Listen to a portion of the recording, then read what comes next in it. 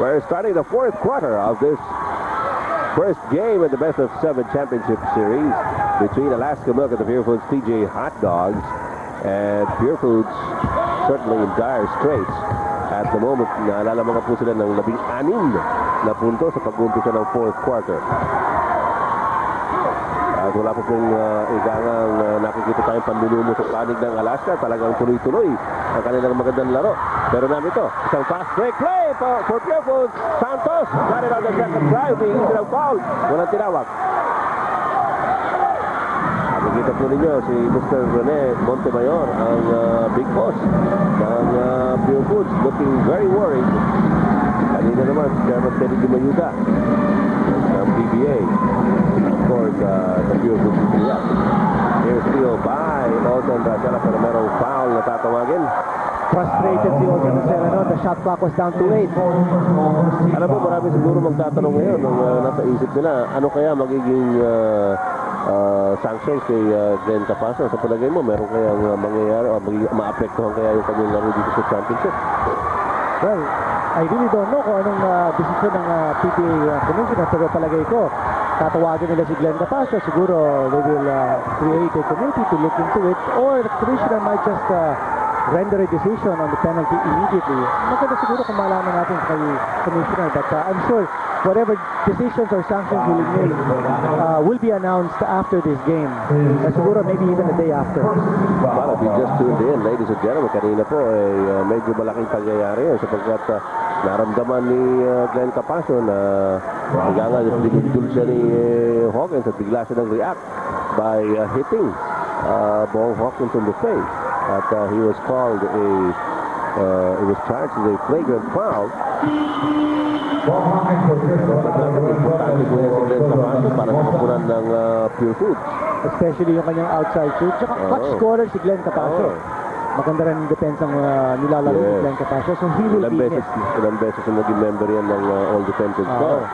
Meanwhile, ito si Rodney Santos. He started to pick up his offense only with 5 points, but 3 scored here in the fourth period. Well, nagbintis pa siya sa free throw. 13 puntos pa rin po ang abante ng Alaska Milk. 10 minutes and 46 seconds to go in the fourth quarter. And this is how they scored. Nakita po ninyo in the first 3 quarters. Lamang na lamang po ang Alaska. Hindi po lang iniiwanan. Ang Pure Foods TJ Hot. So you notice in that scoring by periods, itong Alaska has not scored less than 20 in a quarter. Ito naman Pure Foods has scored less than 20 twice. At dito, nabaran sa rebound ni Patrimonio at ni Kevin Ramas. Naisahan pa si Patrimonio ni Ramas. Natapik pa naman si Patrimonio ang bola. So it will stay with Alaska Milk. Narito ngayon si Ruel Gomez. At binibigyan po niya ng mahalagang minuto sa ng pagpapahinga si Jojo Rastimosa. Hawkins, blocked inside. Narito ngayon si Racela. Zigzagging into the front court. Racela pa rin. Tuloy-tuloy! Wala. Hawkins para sa rebound. Pure Foods just can't crank it up. Ruel Gomez, binabatay ni Patrimonio. Hawkins against Cordillera. Cross court to Jude Reyes. Ramas is open, in and out. Tapik ni Cariaso, napulot ni Hawkins. First 24-second shot clock for Alaska Milk. And Ramas is spotted underneath. Kinaliwa yung tira. Nakakuha ni Cordillera. Cordillera forward to Racela. Si Racela na naman ang bubulong para sa Pure Foods, but he wants to pass. Rodney Santos thinking about it. Santos pa rin, tangan ng bola, lawak kay Cariaso. Rodney Santos binibigyan ng pick ni Alvin Patrimonio. Santos umatras, lawak kay Cariaso. Ay, nako. Inaalat ang Pure Foods.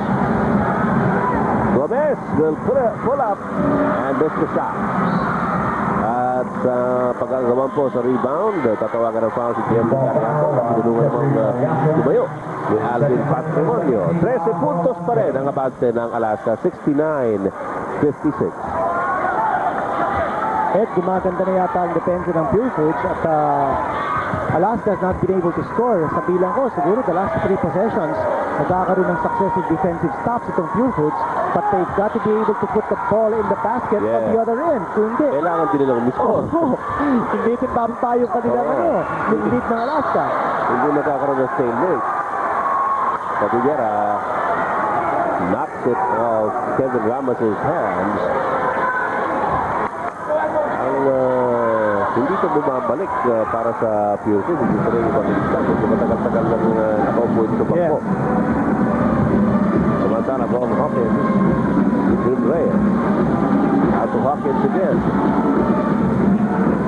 Cariaso, lamang kay Edmund Reyes. Pero paano nakita si referee de Leon. Ito na, sila yung pangilista, tinapik ni Coach Chuck Reyes. Alam mo, si Coach Eric Altamirano ang siyang masigasig na nakatayo at nagbibigay ng instructions sa kanilang mga players. Habang si Coach Chuck Reyes, ibang pinta ng kanyang mukha ngayon. He's very disappointed. Pockets dinabas kay June Reyes. Pasa niya sa loob, passed out by Jericho Rivera. Papalitan na Evangelista si Edmund Reyes. Well, with Alaska ahead by 13 points, 8:18 to go. This lead is not a comfortable lead, especially in a championship series. Pure Foods can come back, but they've got to start playing good defense. Naku!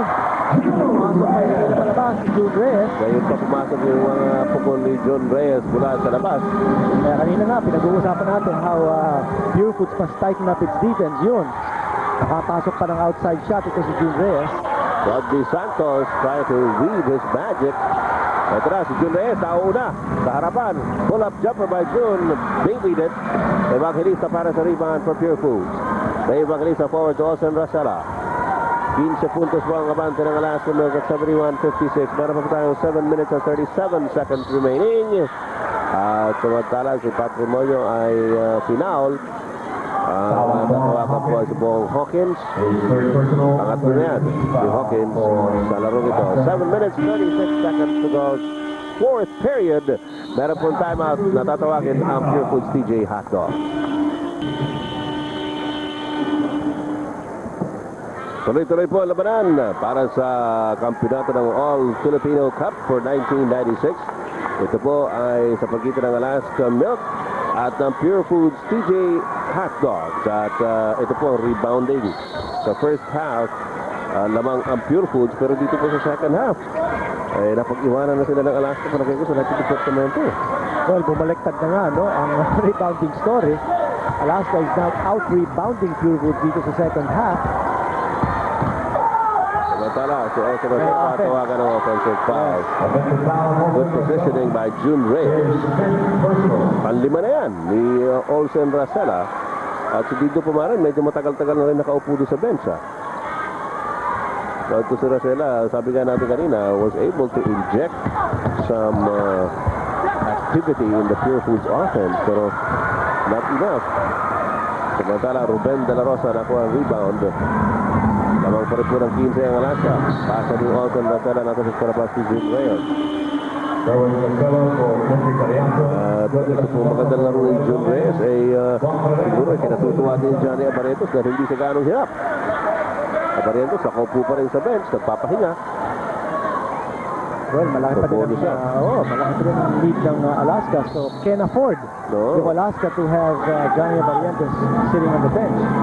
At naman yung agawan doon na sumasa si June Reyes. Nakabang si Bong Ravena. At napulot si Merwin Castelo. Ang loose ball, Alaska pa rin. 6 minutes and 51 seconds left. Lastimosa ang si June Reyes. Kuminya yung tira. Pero sa Alaska pa rin ang bola na agaw ni Ruben De La Rosa. De La Rosa. Tuloy-tuloy sa harap. Binigay kay Jerry Cordillera. Cordillera, sinakyan ni Merwin Castelo. Tatawagan po ng foul si Merwin. Personal lang yan. Merwin Castelo. Coach Chotres trying to kick up the pace. Oh. And the only way that you can get momentum to your side is kung ikaw nagdi-dictate ng tempo at kailangan mong maglaro ng magandang depensa to be able to create turnovers, to give you situations for transition. Pero wala, mukhang maingat na din sa paghawak ng bola itong Alaska. They have been able to stave off lapsing into errors and turnovers. Well, sa kasalukuyan siguro naghahanap lang ng puwang itong Pure Foods TJ Hot Dogs where they can start it up. At so far, wala pa masyado nangyayari. Pero ito, pakasakali. Ray Evangelista with a steal. Binigay kay Bong Ravena. Yes! Yan ang half-court trap ng Pure Foods. Able to get a turnover. Tapos meron siya. Isa! Naman. Hindi, nabitawan ni Ruben De La Rosa sa sideline. Hinayang na hinayang si Ruben De La Rosa. Tapapukpuk siya. Doon sa may sideline. Good try, though. Ito, makikita ninyo. Yan ang classic trap. When you have a ball carrier just past the midcourt line tapos nandun siya sa ipansang angle, yung corner na yun. Point of no return na kasi yun eh. Ramos, mabilis na nagpapasahan ngayon ng Alaska. Natapos sa likod ni Alvin Patrimonio. Wala doon ni Bong Ravena. Nakuha ni Alvin Patrimonio. Ito naman ngayon si Ray Evangelista. Kaharap niya ngayon si Jun Reyes. Dalawang sunod na turnover for Alaska. Bong Ravena nag-iisip ng 3-point shot. Sumaksak sa loob. Si Yoyo Bola. Exhibition shot by Bong Ravena. At pinapiyesta po sa Siyam ang abante ng Alaska 71-62. Biglang tumawag si Tim Cone ng timeout.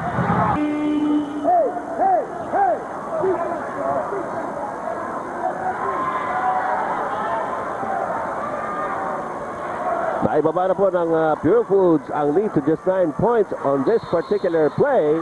Nakita po ninyo si Bong Ravena. Tumupi pa sa ere. At ito, tuloy-tuloy ang half-court trap. Ito ang full-court press ngayon ng Pure Foods. At merong foul na tatawagin sa referee Ernie De Leon. Napapadyak si Jericho Diniera dahil pang-apat na niya yan.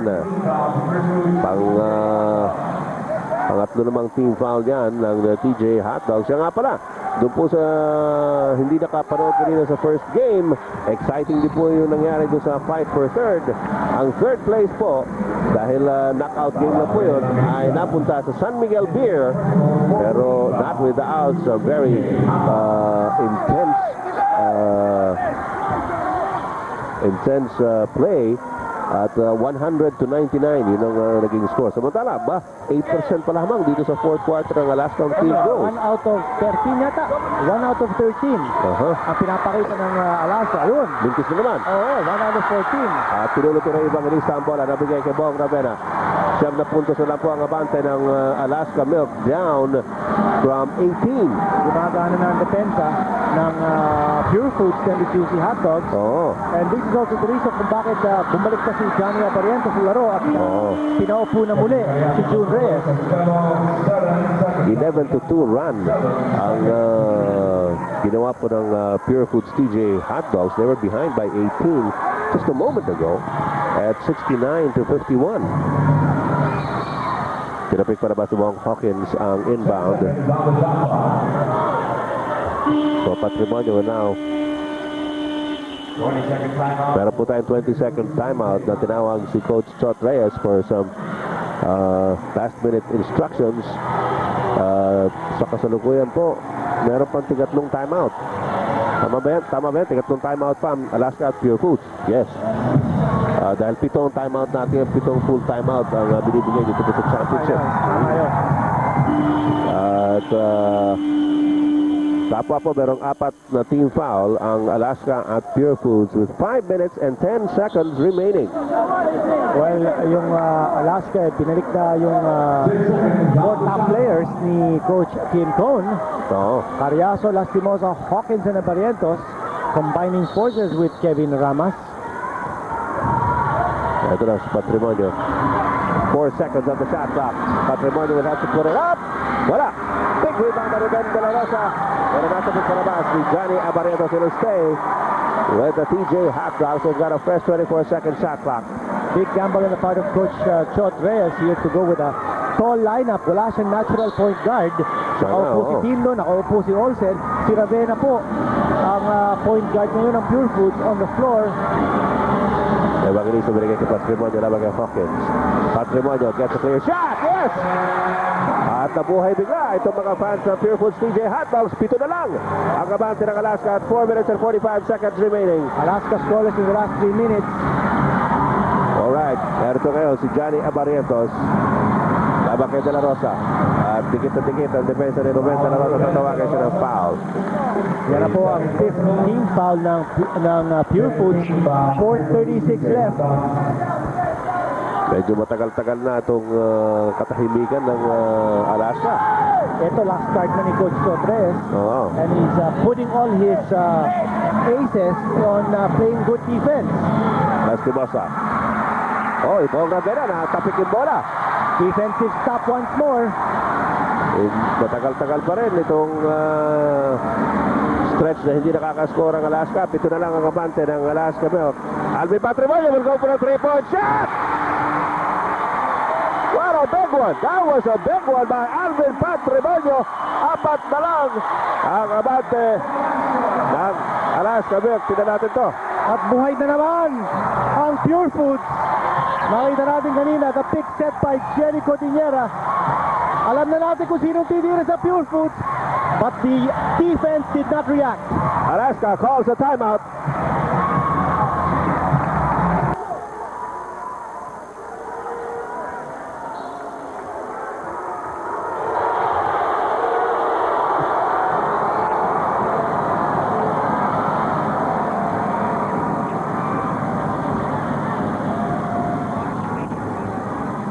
Outscore po na Pure Foods TJ Hotdogs 18-2 dito po sa napakahabang stretch na ito. Apat na lang ang lamang ng Alaska Milk. 71-67. Jojo Lastimosa fouled as he went up for that shot. Saka pala baka nagtataka po kayo doon sa numero nakita nyo kanina, yung numero 26 nakalagay 26, held up by Alvin Patrimonio's match.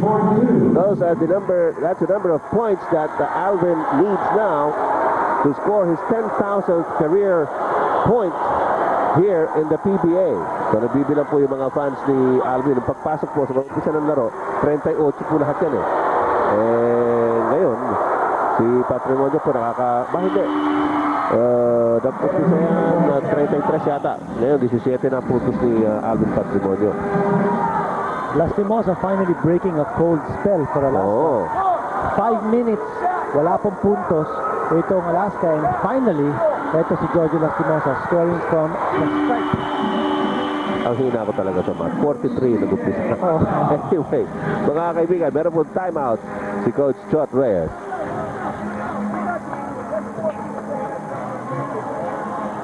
The score now, 6-point lead by Alaska Milk over Pure Foods, down from 18. Ito po yung malaking 3-point shot na ginawa kanina ni Alvin Patrimonio. Ito, to make over na ang kapitan, El Capitan. Kung kanina nakita natin yung pick set by Jerry Cordillera, kanya na-eliminate si Bong Hawkins doon sa depensa ng Alaska. At hindi masyado nakapag-react ng mahusay. Ito si Kevin Ramas. And Alvin Patrimonio scoring from 3-point range. Alalahanin po rin yung mga kaibigan, umabot ng 18. Itong kalamangan ito ng Alaska Milk.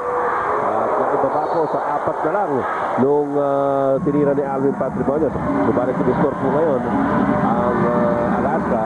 So, on free throws. So, 6 na naman ang kabante ng Alaska Milk. They're going 1 out of 14. Ang Alaska Milk po, 1 out of 14 on the field goes. Alvin Patrimonio strikes again! Ayun, 22 sila. Medyo kinurek sila. Uy! Will turn over. Yes! It's a turnover. Nagkakagulo kayo ng Alaska.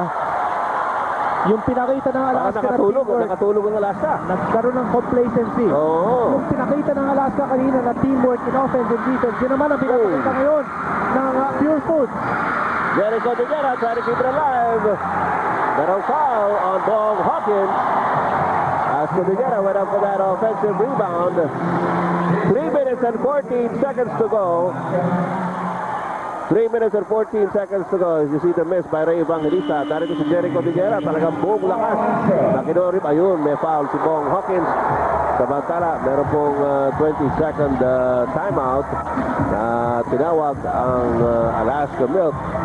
At ang lamang po ng Alaska yun, 4 na lamang, 73-69. Biglang nabuhayan ito Pure Foods, Kinito. Totoo yan. And again, using the same weapon that Pure Foods is known for, yung kanilang half-court trap. nabigyan nila ng konting pressure, hindi lang konti siguro, kundi matinding pressure yung Alaska. And take a look at this last shot of Alvin Patrimonio. Yung depensa ni Bong Hawkins, yung kamay ni Hawkins nasa mukha ni Alvin Patrimonio, pero pumasok pa rin yung tila. Alam mo, Kinito, time and again it has been said that when the chips are down, the Purefoods TJ hot dogs always go to Alvin Patrimonio. Yes. And very rarely does he let them down. Oh, well, take a look at the game reset. And added to that, no, when they need to be able to come back, they rely on defense. Tapos sa offense, give it to Alvin. Yun ang nila Patrick Rai. Napakasimple. Oo. Ito na naman si Alvin. Ba, nakawala. Ito na naman. Hindi pumasok. Alcin Racela with an offensive rebound. Just a 4-point lead by Alaska. 2 minutes and 56 seconds to go in this ball game. Racela, binigay kay Patrimonio. Patrimonio double-teamed out to Evangelista. He gets pushed out by Jojo Lastimosa. There's going to be a foul on Jola. That will be number 3 on Lastimosa. At nasa penalty na po ang Alaska. Kanya bibigyan po ng 2 free throws si Ray Evangelista, who so far has only scored 4 points in the ball game, but he did spend a lot of minutes on the bench. Hindi napigil ni Jojo Lastimosa yung kanyang momentum. Pinasok si Evangelista his first free throw. Ray Evangelista, the pride of Ormoc. Nandun nga pala ako kahapon sa isang araw. At rushing that Superdome, Ormoc Superdome. Para sa PBA at 2 ang pinasok ni Ray Evangelista. Just a 2-point lead now by Alaska Milk with 2 minutes and 46 seconds to go. More backcourt pressure. Cariaso back to Hawkins, over to Lastimosa. Lastimosa, lays up, wala. And, teka muna. Yarong foul yata ang tatawagin si referee Ilagan on Alvin Patrimonio on that drive by Jolas.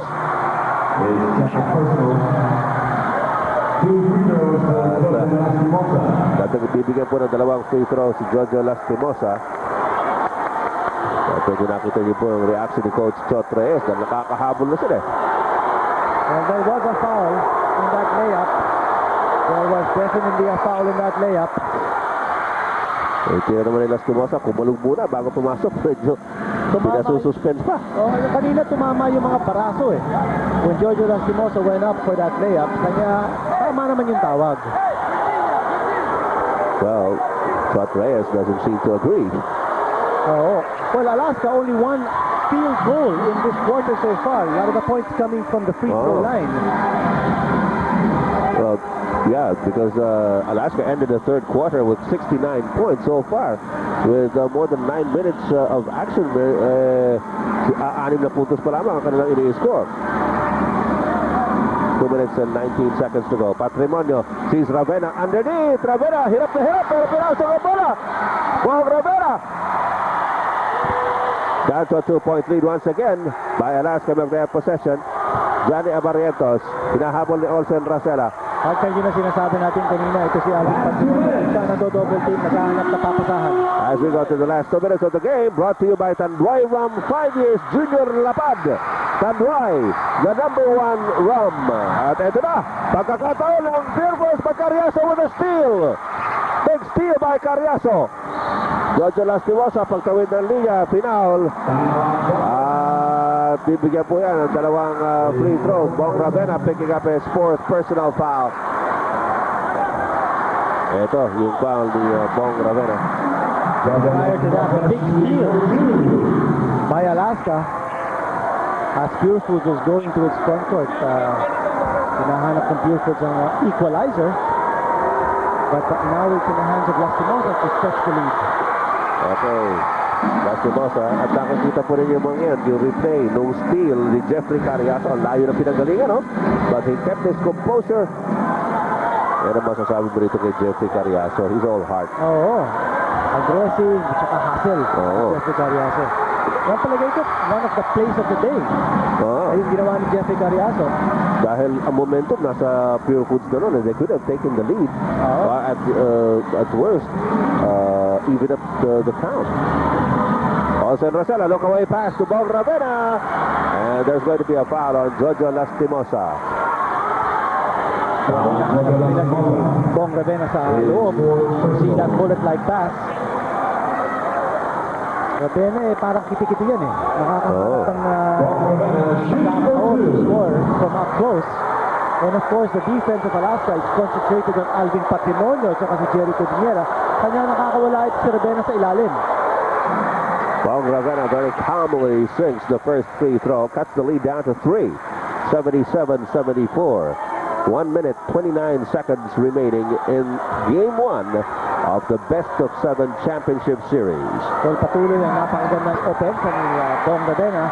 As we mentioned, back in the first half, ito si Ravenna has been doing great guns in his last 4 games. Wait. An average. Oh! Johnny Abarrientos recovering it at the end line. Forward pass to Bong Hawkins.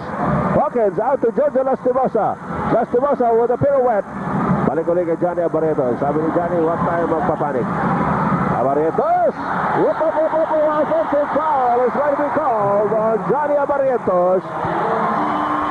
And that's a big call. Abarrientos forcing the action that time. Panurin po natin muli. Yun. He used his shoulder to gain some advantage in possession. Siya tuluyan natawagan ng foul. We have a timeout by Tim Cone.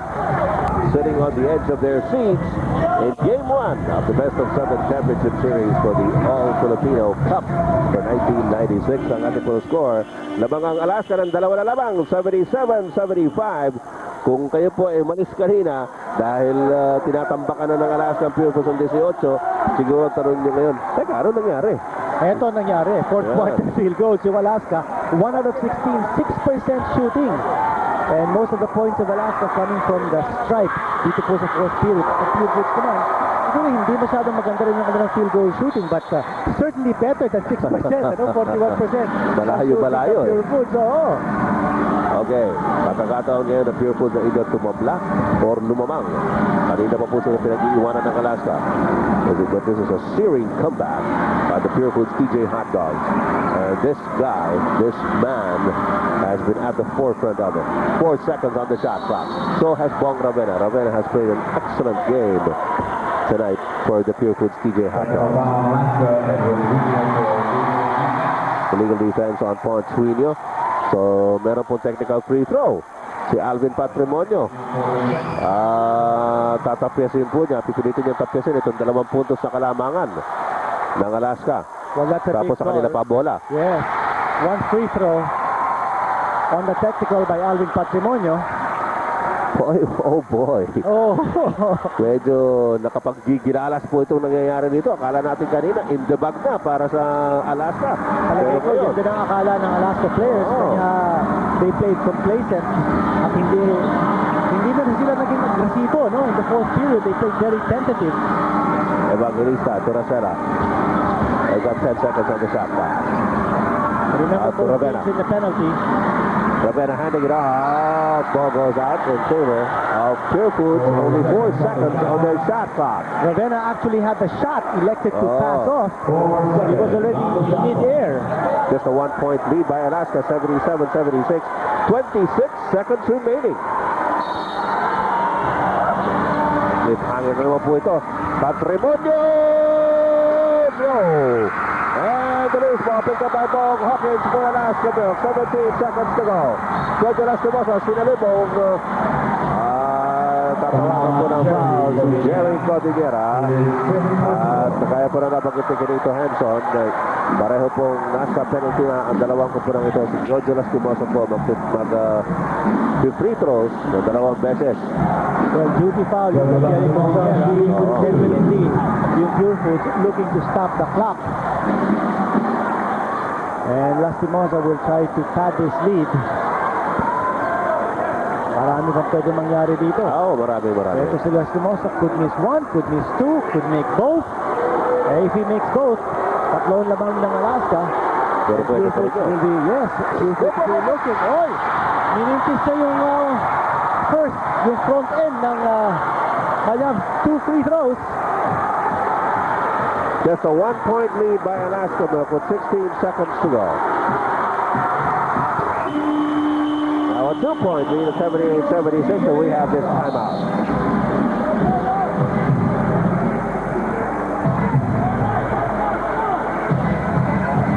I love we will hang on to the air. as medyo kukunti na lang pang oras na nalalagay dito. 16 seconds, 2 puntos sa kalamangan ng Alaska Milk at sa Pure Foods TJ Hot Dogs ang bola. Nakikita po rin si Coach Chot Reyes, medyo naglalakad-lakad muna trying to compose his thoughts. At iniisip po niya kung ano pinakamagandang sistema para dito sa kanilang opensa with 16 seconds to go. They're down by 2 in game 1. Kaya po nakikita niyo ang huddle ng Pure Foods TJ Hot Dogs. If you just tuned in, si Glenn Tapasio po ay pinalabas dahil po sa isang flagrant foul na kung saan ay he hit Bong Hawkins in the face. Kaya po tinawagan siya ng flagrant foul at he was sent out of the playing court. 16 seconds to go. 2-point lead by Alaska Milk. At dahil nga na sinabi ko dito, marami pang pwede mangyari dito. Oo, well, hindi natin napapakinggan kung ano sinasabi ni Coach Shortes. Wala tayong boom facilities at this point, so please bear with us. Pero siguro ang pinag-uusapan ni Coach Shortes dito is when Pure Foods should go on the attack. Should they wait for the last 5 seconds to make a move for the basket? Should they go for a quick basket and then if they hit the basket, will they give up the foul on the return play? Ayan ang mga options si Coach Shortes. Ayan po siya, even number eh. Oo. Either a 3 ang pinakahuling alternative siguro dyan, 3-point shot. Oo, that is one option. Either go strong to the hoop. Maybe if they go strong to the hoop, makakuha sila ng extra bonus on a 3-point play. 7 of Alaska's last 9 points scored by just one man. Si Giorgio Lastimosa. At, well, dalawa lang silang umiscore dito sa fourth quarter para sa Alaska. The other one is June Reyes with 2 points. Well, importante yung rebound and they have it safely now in the hands of Racela. Remember, for Alaska, they cannot afford to foul. 7 seconds on the game clock. Evangelista gets the miss.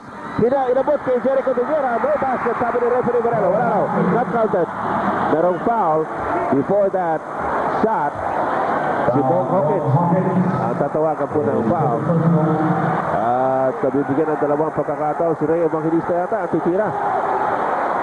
2.9 seconds to go. Boy, oh boy, I don't envy this guy. Medyo pressure laden ito. Dalawang po ng dalawang Alaska. Pure Foods down by 2. Ray Evangelista of the TJ Hot Dogs at the line with 2.9 seconds. Shoot! Pumasok ang una. How much more suspenseful can a game get? At ang tumawag po ng timeout ay si Coach Tim Cone. At as usual, we will hang on to the air. And this is another cliffhanger. Another classic in the PBA Championship Series. Game 1 ng ating best of 7 para sa All-Filipino Cup. Isa na lamang ang abante ng Alaska Milk. Meron pang isang free throw si Ray Evangelista. Isa pang free throw. Kung mamingkis niya yan, makuha nila rebound at mashoot nila. May mananalo sila. Sandali lang. Si Coach Tim Cone, pakinggan natin. Okay. Alright. Edward, ball. Okay. Kevin. Upper Jojo. Alright. Kevin, you got right here. Okay. No. Kevin here. Edward here. Okay. Johnny over here. Okay. Jeffrey, you're here. Alright, now. If we're going to be a fellas, we want to box out. Edward, come to the net. I'm sorry. Edward, go to the rebound here. Straight to the rebound. Okay? Johnny, on the release, I want you to run and get in front right here. Don't go early now. Don't go early. Ramaga. Wait for the release. The ball, get in front of the man right here. Box it out. All right? Jeff, you come behind right in here. Don't go early. You're going to get the tip. Mike come in for the offensive board. Kevin! Going from outside. Ayan, nadinig po ninyo ang instructions si Coach Tim Cone. Nadinig nyo, marunong magtagalog yan. Si Tim Cone, huwag maaga ang pasok. Well, 1 point lead by Alaska. If I understand Coach Tim Cone, I think what he wanted to brush up with his players is kung sakasakali man magmintis ito si Evangelista, dapat makuha nila yung rebound. Because kung makuha ng Pure Foods yung rebound, Pwede sila offensive manalo. rebound, yes, they can win it outright. So remember, may isa pang timeout itong Alaska. And Evangelista, he misses! Johnny Evangelista gets the rebound! And they win! Well, si Evangelista, averaging 55.1% from the free throw line. Kanya siguro, alam ni Coach Tim Cohn that in the law of averages, baka magpintis si Evangelista. He designed the play for Alaska to make sure it gets the rebound at hindi makuha ng Pure Foods kung sakasakali magpintis. Ito, tingnan po ninyo. Well, you can't blame this guy. Yes. Talagang napakabigat po ng pressure dito sa tirang ito. Pinasok niya yung una. Ito, muntik pumako ni Alvin actually. Yes. Medyo malakas lang yung talbog ng bola, kanya lumusot sa mga kamay niya. Well, whatever it is, nakita po naman natin na kahit ano po pwede mangyari dito sa seryeng ito. The Pure Foods TJ Hot Dogs were down by 18. Everybody thought it was going to be a walk over victory by Alaska Milk, pero hindi po ganun ang nangyari at humabol ang Pure Foods. Anyway, final score 78-77.